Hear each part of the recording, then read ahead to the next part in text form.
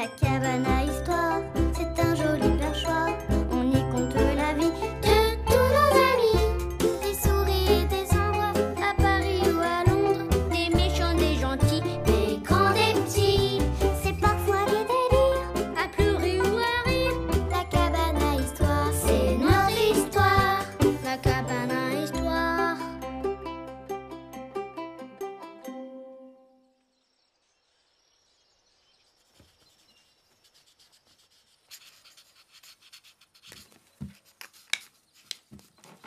Jade, tu me prêtes un feutre vert s'il te plaît? Le mien marche plus. Oh, c'est bête, j'ai plus de verre. Salut tout le monde! Couli là. Il pleut dehors? Ben non, pourquoi? Bah, à cause de ton parapluie. C'est pas un parapluie. C'est une ombrelle. Elle appartenait à ma grand-mère quand elle était jeune. Ça sert à quoi une ombrelle? C'est pour se protéger du soleil et de la chaleur. C'est pour ça tous les trous, c'est pour que ça fasse de l'air. Mais non, ça c'est l'usure. Bah alors, ça laisse passer le soleil. Oui, mais Bah ça sert à rien alors. bah, c'est pas parce que c'est cassé que c'est inutile. Bah si, comme mon feutre là, il ne sert plus à rien du tout. Faut vraiment tout vous apprendre à vous, hein.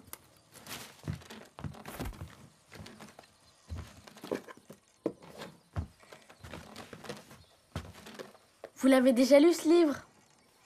Le jardin de Madame Lee. Madame Lee habite au-delà de la forêt de bambous dans le village de la Pagode perdue. Madame Lee est toute petite, toute vieille et plus ridée qu'une pomme cannelle. Madame Lee n'est pas riche. Elle ne possède que 2 pots de terre, 2 vieux pots à tout faire. Tous les matins, Madame Lee s'en va, trotte menu sous le ciel gris, remplir ses 2 pots de terre à la rivière du pont qui chante.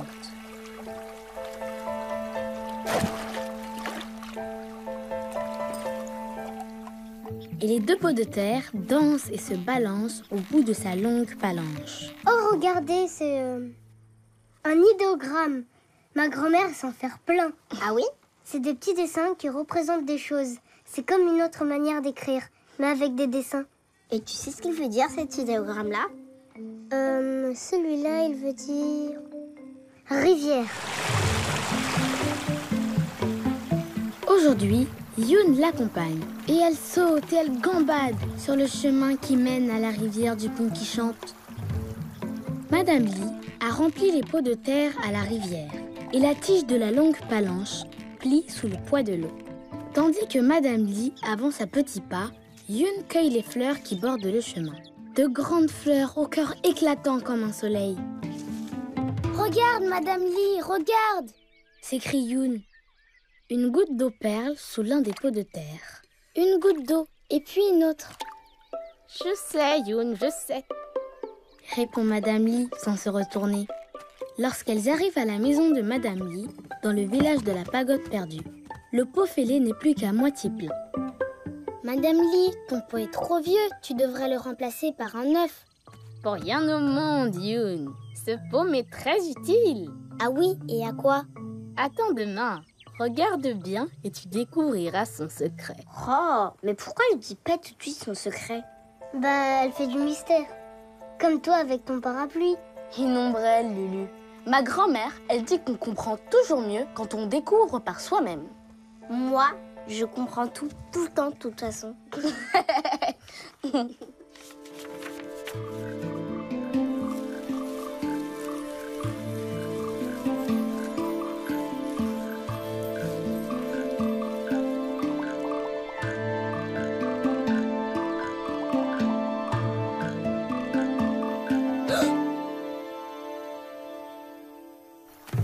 Le lendemain matin, Youn ouvre grand les yeux sur le chemin de la rivière du pont qui chante. Elle voit une libellule bleue qui plane dans le ciel blanc. Et 2 grenouilles vertes qui font un grand saut élastique. Elle voit 3 oiseaux jaunes qui piquent et piquent la terre et 4 scarabées dorés qui s'en vont en procession à la rivière.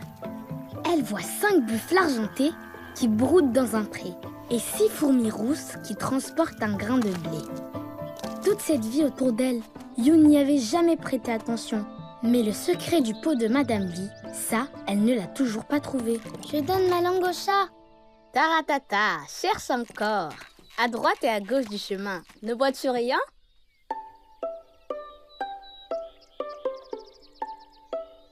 Si, il y a des fleurs d'un côté et pas de l'autre. Les graines, je les ai semées le mois dernier, dit Madame Lee. Youn applaudit. Et c'est ton vieux pot qui les arrose. Bravo, je te présente mon jardinier. Toutes ces fleurs, c'est lui qui les a fait pousser. Tu vois, Youn, ce n'est pas parce qu'on est vieux et un peu fêlé qu'on ne sert à rien. Attends, j'ai une idée. Si on faisait un trou dans le deuxième pot, juste un tout petit trou, pour avoir des fleurs des deux côtés du chemin. Ah, d'accord. Les vieux pots cassés de Madame Lee sont utiles. Bah, pas comme ton parapluie. Si tu t'en sers pas pour le soleil, tu t'en sers pour quoi alors? Comme une canne de pirate? Je suis pas une mamie, j'ai pas besoin de canne.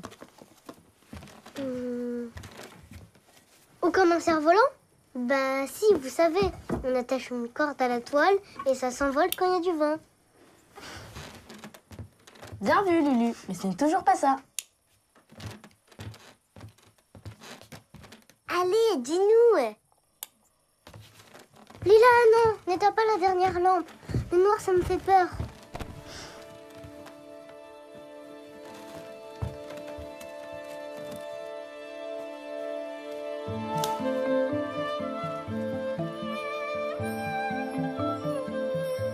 Waouh! C'est le plus beau parapluie que j'ai jamais vu.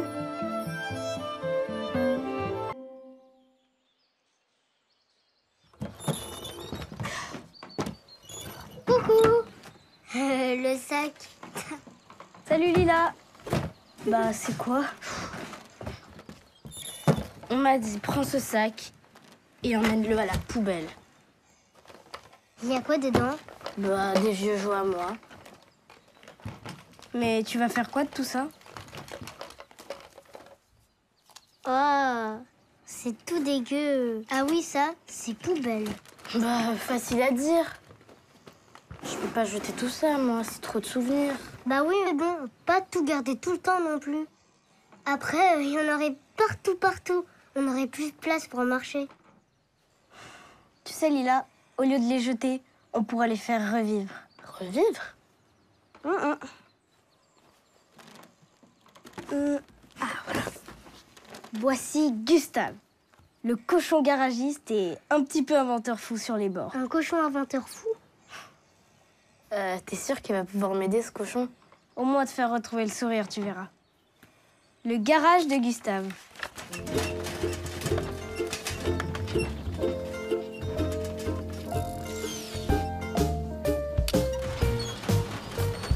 Belle journée pour se mettre au boulot. Mais que va faire Gustave du tas d'objets qu'il a en trop? Ah bah, facile, il a déjà tout mis dehors pour les éboueurs. Tu vois, Lila, quand c'est vieux, poubelle. Pas si sûr, Lulu.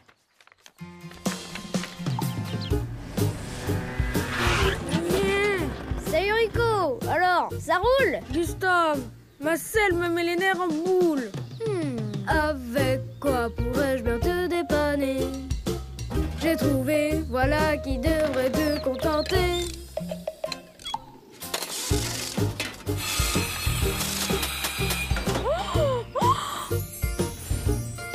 Et voilà. Merci, Gustave. Oh cool, un scout au fauteuil. Je dirais plutôt un fauteuil au scout. Alors, Lulu, tu veux toujours que Gustave jette tout à la poubelle? Ah bah non.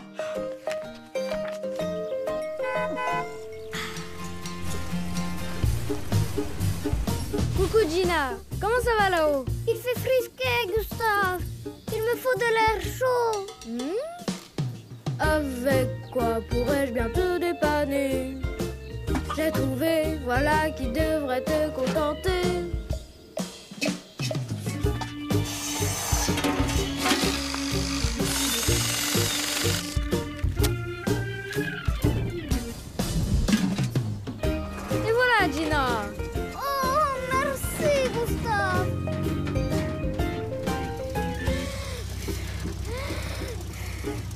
Arthur.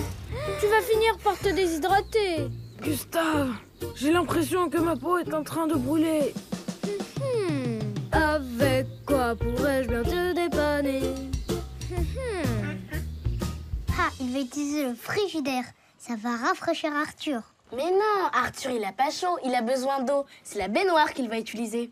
Ah bah, on va voir. Et voilà Arthur. Ah, merci Gustave. Voilà qui devrait te contenter. Ah, tu vois, j'avais raison, c'est la baignoire qu'il a utilisée.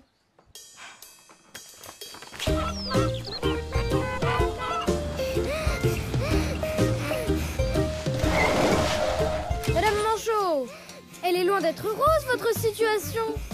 Gustave, j'ai besoin de toute urgence d'une climatisation. Avec quoi pourrais-je bien vous dépanner? Ce coup-ci, c'est facile. Le frigidaire, Gustave.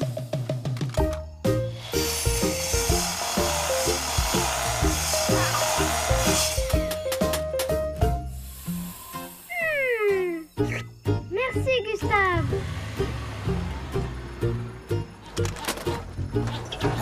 Allez. Hé Henri, tu as l'air tout penaud. Gustave, avance à la vitesse d'un escargot. Avec quoi pourrais-je bien te dépanner? J'ai trouvé, voilà qui devrait te contenter. Merci Gustave.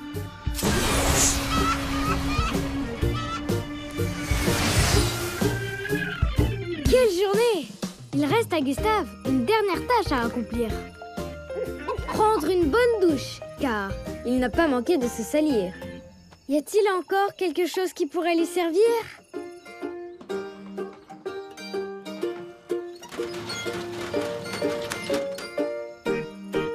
Ah, mais si, enfin!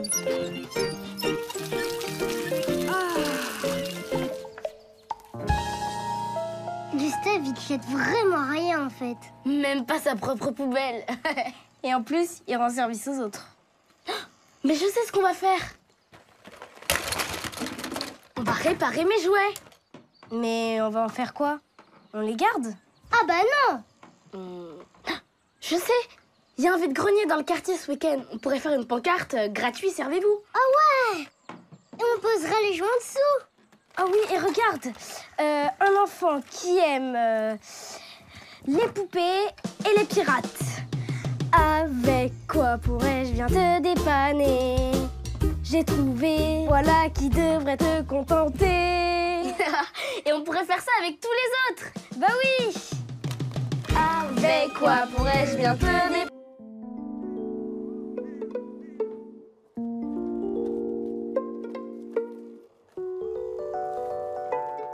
Et voilà. Tiens. Waouh, trop belle. C'est une super idée, cette soirée conte à la cabane. C'est comme si c'était déjà Noël. J'espère que Lulu pourra venir. Coucou. Ah bah, quand on parle du loup. Hey, salut Lulu. Alors, tes parents ont dit ok pour que tu restes avec nous ce soir? Non, papa veut d'abord en parler avec maman. Ah. Mais elle rentre tard. En fait, ils vont faire un code spécial pour me dire leur réponse. Code spécial? Oui, là, vous voyez la lumière? C'est la fenêtre de mon salon. Si à 8 heures, la lumière devient verte, ça veut dire que je peux rester avec vous. Mais si c'est rouge, je rentre à la maison. Wow. Mais c'est hyper malin comme idée ça. J'espère que ça sera vert. Je suis sûre que ce sera vert. Oui. Et si on lisait une histoire? On a le temps? Ah ouais, une histoire, ça serait déjà ça. Bonne idée. En plus, j'avais prévu un livre super pour ce soir. Le cochon magique. Le cochon magique? Il a une tête de cochon normal, non? Dans les livres, tout peut arriver.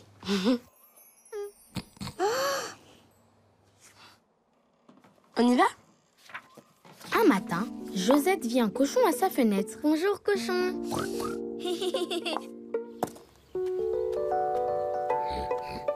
Tu es beau, je suis sûre que tu es magique.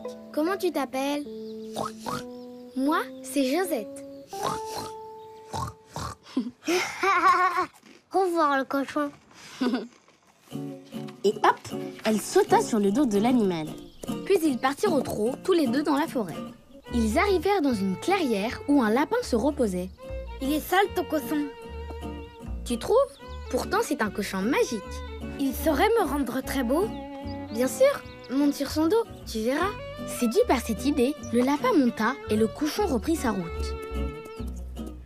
À la sortie du bois, il y avait un chat qui mangeait un sandwich. Il sent mauvais ce cochon. Tu ne devrais pas dire ça, dit Josette. C'est un cochon magique. Il exauce les vœux. Grâce à lui, je vais bientôt devenir le lapin le plus beau du monde. Pff, ridicule. Et moi, je vais devenir le chat le plus riche du monde, peut-être. Monte, tu verras. Bon. Le cochon, le lapin, le chat et Josette se remirent en route.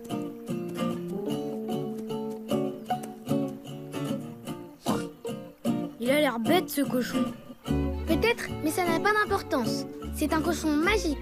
Il peut te rendre très beau ou très riche, par exemple.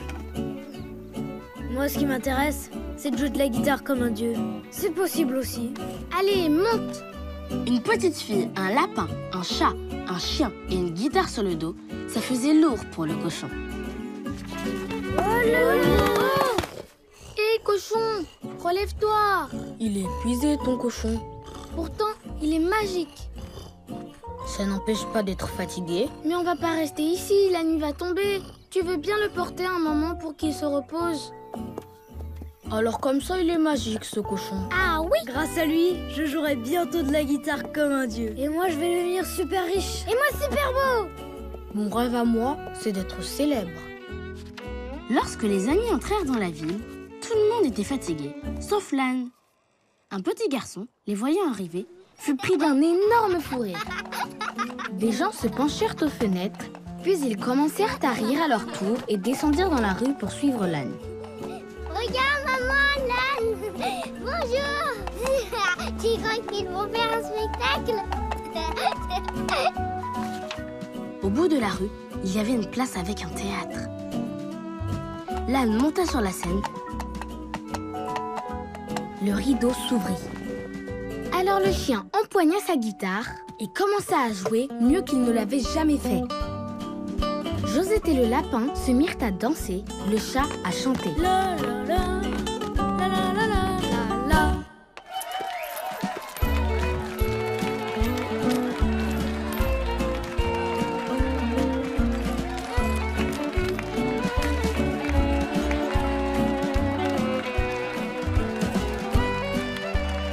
Ça y est, je suis célèbre. Moi, je suis riche. Vous avez vu comme c'est si beau? Et moi, je joue de la guitare comme un dieu.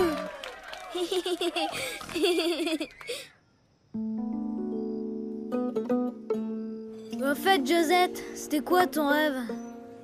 Moi, mon rêve, c'était d'avoir un cochon magique.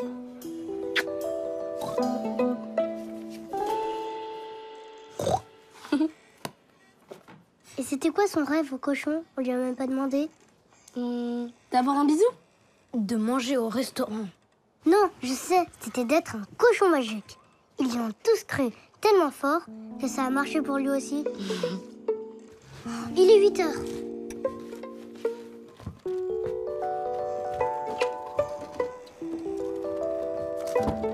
Alors, il était bien magique ce cochon, Lulu?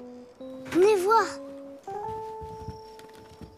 Mais je ne rêve pas, c'est bien vert.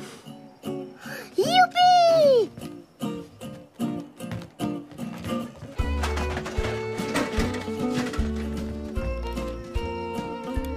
Tu fais quoi, Lulu?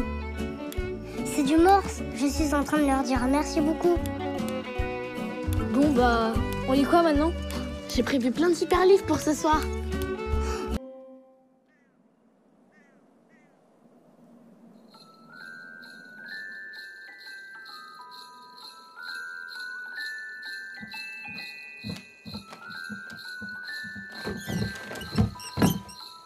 Waouh! Encore des cadeaux! Bah oui, le Père Noël passe aussi dans la cabane, Lulu.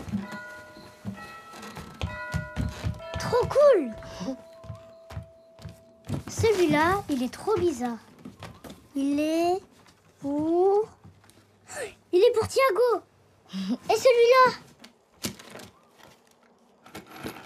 il fait un bruit trop drôle. À ton avis, il y a quoi dedans? Des billes, des bonbons. Non, je sais, des pièces d'or. Il est pour Jade, Basile, Fanny, Lila. Mais tu te souviens, Lulu, on n'ouvre pas les cadeaux tant que les autres sont pas là. Il est où mon cadeau? Quoi? Il n'y a pas de cadeau pour moi. Mais n'importe quoi. C'est horrible. Le Père Noël m'a oublié. Mais pourquoi? Qu'est-ce que j'ai fait? Peut-être quand j'ai pas dit merci à Thiago. Ou quand j'ai pas voulu me coucher. Mais c'est impossible. Tout le monde reçoit des cadeaux à Noël. Tout le monde sauf moi. Mais non, je te jure, tout le monde. Et je peux te le prouver. Tiens, regarde. Noël pour tous. De toutes les nuits de l'année, il y en a une qui tient particulièrement à cœur au Père Noël. Savez-vous laquelle? La nuit de Noël, bien sûr. Préparer le traîneau, finir d'emballer les cadeaux et regarder la météo. Ce n'est pas de tout repos.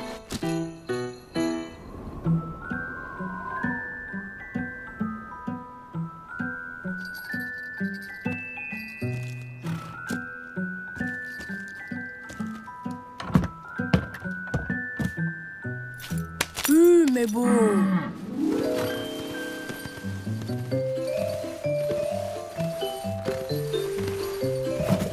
Le voyage commence.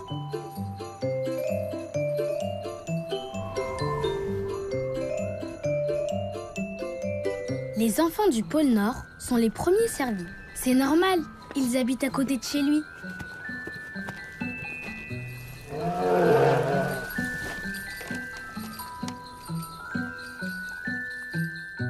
Ils ont de la chance, personne ne les oublie. Oh, Lulu, il vient à peine de commencer sa tournée. Sois patient. Le passage du Père Noël ne fait aucun bruit au-dessus des villes. C'est tout un art de distribuer par milliers ses cadeaux sans se faire remarquer.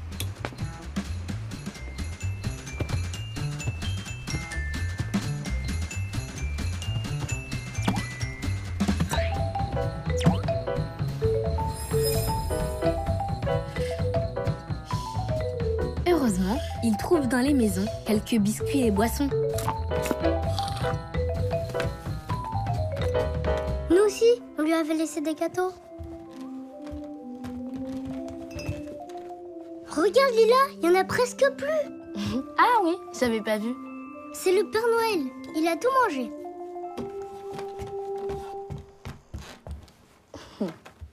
Qu'est-ce qui lui arrive ensuite au Père Noël?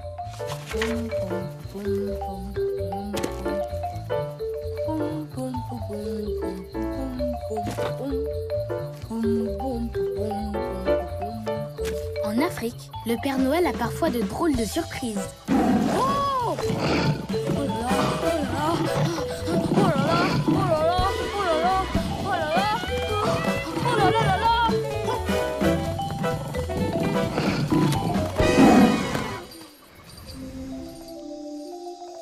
Le vent berce les arbres de la forêt tropicale. En Amérique, le Père Noël vole en toute liberté.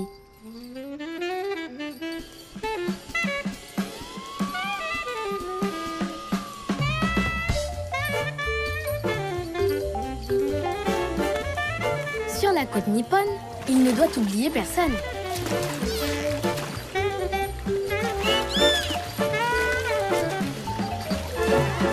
Il est trop fort le Père Noël. Le jour commence à se lever et le soleil pointe le bout de son nez. La tournée est terminée et le Père Noël est bien fatigué.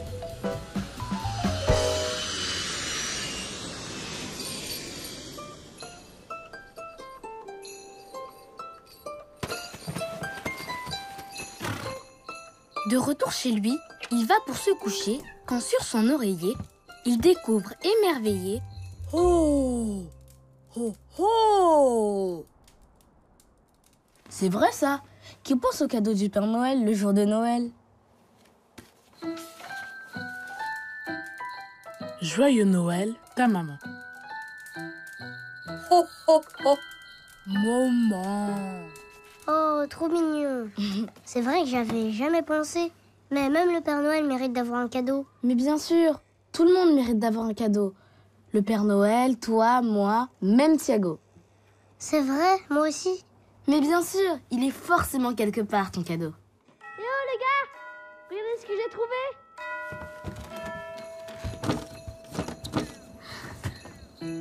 Je crois que c'est pour toi, Lulu. Mais oui, le cadeau était tellement grand que le Père Noël n'a pas pu le faire passer jusque dans la cabane. Tu vois, Lulu, tout va bien. Lulu? Lulu?